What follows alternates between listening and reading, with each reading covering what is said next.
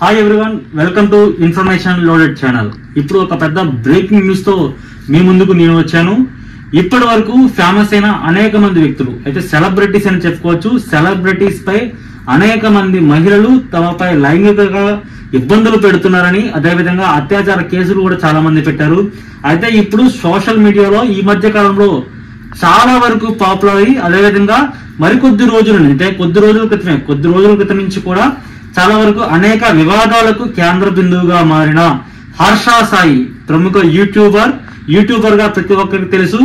అతను చాలా మందికి కూడా డబ్బులు పంచుతూ సేవా కార్యక్రమాలు చేస్తూ వాటిని వీడియో రూపంలో చేస్తూ మనకి బయట సమాజంలో తీసుకొస్తున్న ప్రముఖ యూట్యూబర్ హర్ష సాయిపై ఇప్పుడు హైదరాబాద్ లోని నార్సింగి పోలీస్ స్టేషన్ లో కంప్లైంట్ వచ్చింది.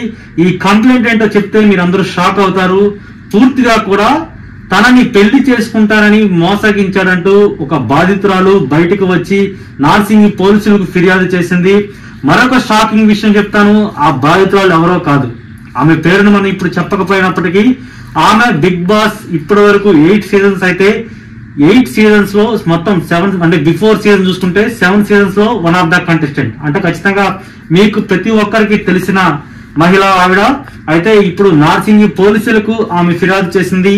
తన వద్ద నుంచి సుమారు 2 కోట్ల రూపాయలు తీసుకొని తనను మోసం చేశాడని, అదేవిధంగా పెళ్లి చేసుకుంటానని చెప్పి కూడా ఇప్పుడు మొహం చాటేస్తున్నాడని, చాలా రోజుల నుంచి మొహం చాటేస్తూ తిరగడంతో తన మెసేజ్లకు ఫోన్ కాల్స్ కు రిప్లై ఇవ్వకపోవడంతో ఇప్పుడు నార్సింగి పోలీసులను ఆశ్రయించానని ఆమె బాధితులు ఎవరైతున్నారో ఆమె ఇచ్చిన ఫిర్యాదులో మొత్తం అంతా రాసుకుంటూ వచ్చింది.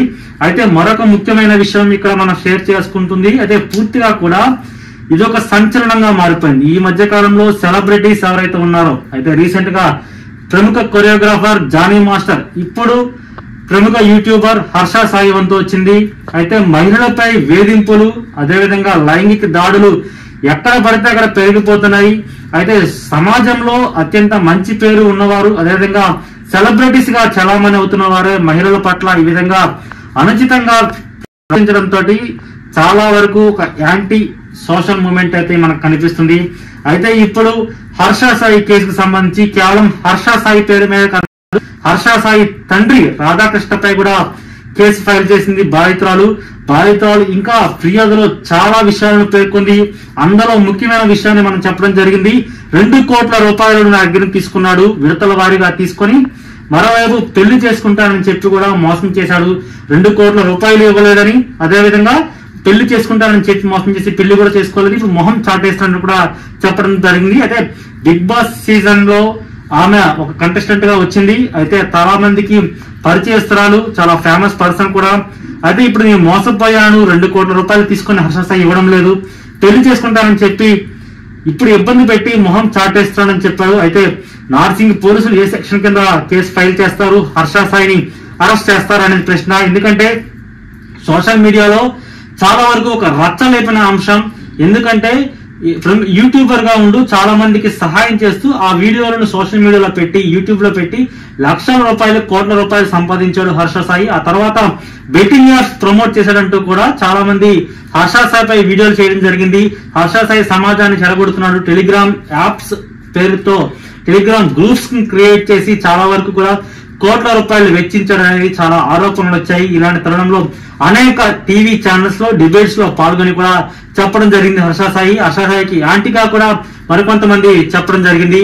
అయితే ఇప్పుడు ఈ కేసు తోటి మరింత సంచలనంగా మారింది. అయితే బెట్టింగ్ యాప్స్ ప్రమోషన్ అనేది ఒక ఎత్తు అయితే, ఇప్పుడు ఒక యువతి ఈ విధంగా పోలీస్ స్టేషన్ కు వచ్చి పోలీస్ స్టేషన్ లో ఫిర్యాదు చేయడం, అదేవిధంగా కేవలం హర్ష సాయి మీదే కాదు, హర్ష సాయి తండ్రి రాధాకృష్ణపై కూడా ఫిర్యాదు చేయడం అంటే ఖచ్చితంగా ఫ్యామిలీ కూడా తెలిసే ఉంటుంది.